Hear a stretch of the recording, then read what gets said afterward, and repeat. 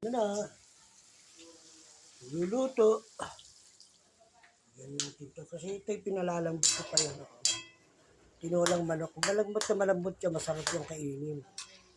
Tapos ano mo, isangkot ka mo yan para hindi malansa yung manok. Yan ang pagluluto namin na itinuro sa akin ng magulang ko.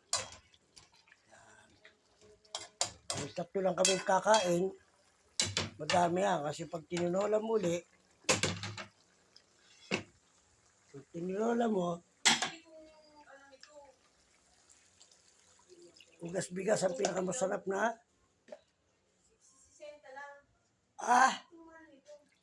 Alin?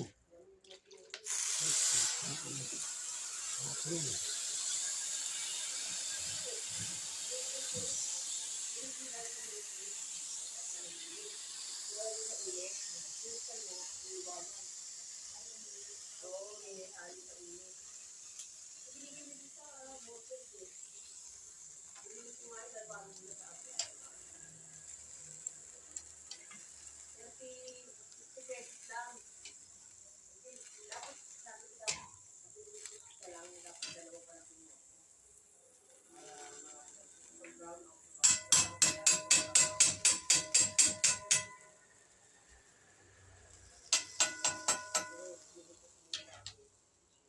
Pakuloy pa natin ang isang kulong malakas na malakas para lumambot yung